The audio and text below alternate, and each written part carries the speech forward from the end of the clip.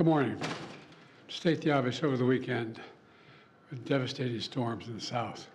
I spoke for a couple hours with leaders yesterday affected by this hurricane, and Governor Kemp of Georgia, Governor Cooper of North Carolina, county officials in the Big Bend region of Florida, and other leaders in South Carolina and Tennessee about the broad and devastating impacts of Hurricane Helene. It's not just a catastrophic storm, it's a historic, history-making storm. The entire Southeast and Appalachia. Damage from the hurricane stretches across at least 10 states. Winds over 120 miles an hour in some places. Storm surges up to 15 feet and record flooding. Communities are devastated. Loved ones waiting, not sure if their loved ones are okay, and they can't contact them because there's no cell phone connections.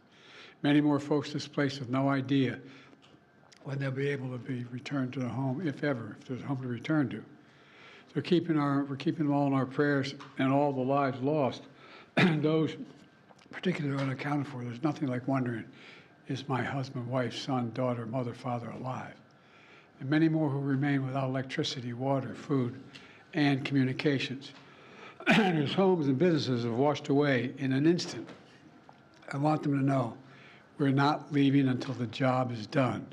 I also want you to know I'm committed to traveling to the impacted areas as soon as possible, but I've been told that it would be disruptive if I did it right now. We will not do that at the risk of diverting or delaying any of the response assets needed to deal with this crisis. My first responsibility is to get all the help needed to those impacted areas. And I expect to be there, excuse me, I have a cold. I expect to be there later this week.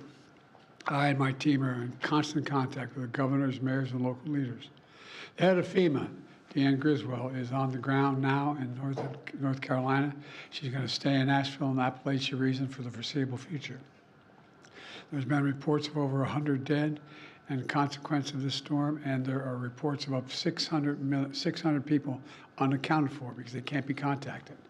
God willing, they're alive, but there's no way to contact them again because of the lack of cell phone coverage. I've directed my team to provide every available resource as fast as possible to your communities to rescue, recover, and to begin rebuilding.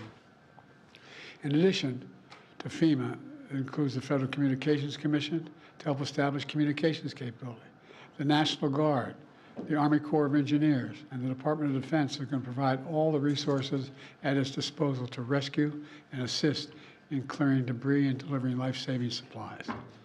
So far, that's over 3,600 personnel deployed. That number is growing by the day. I quickly approved requests from governors of Florida, North Carolina, South Carolina, Tennessee, Georgia, Virginia, and Alabama for an emergency declaration.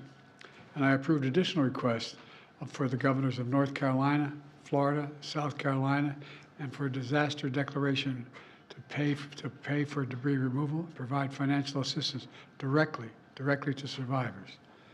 FEMA and the Small Business Administration are there to help the residents whose homes and businesses were literally destroyed, washed away, or blown away. And the federal search and rescue teams have been working side by side with state and local officials and partners in very treacherous conditions to find those who are missing. And they'll not rest until everyone's accounted for. I want to thank all the first responders and everyone who's been working around the clock.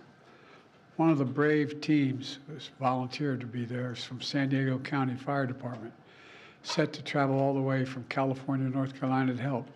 But on their way, they were in a terrible car accident in Louisiana. We pray for their full recovery, but it was a bad accident. We know there's more to do, and we'll continue to surge resources, including food, water, communications, and life-saving equipment. We'll be there, as I said before, and I mean it, as long as it takes to finish this job. Let me close with this. As president, I've seen firsthand the devastating toll that disasters like this take on families and communities. I've been on the ground in many disaster areas since I've been president. Excuse me, and I've heard dozens of stories from survivors about how it feels to be left with nothing, not even knowing where or when to get back on track. I'm here to tell every single survivor in these impacted areas that we will be there with you as long as it takes. For the sake of yourselves, excuse me, and your families, I urge everyone returning to their communities and home to listen to the local officials and follow all safety instructions. Take this seriously. Please be safe. Your nation has your back, and the Biden-Harris administration will be there until the job is done.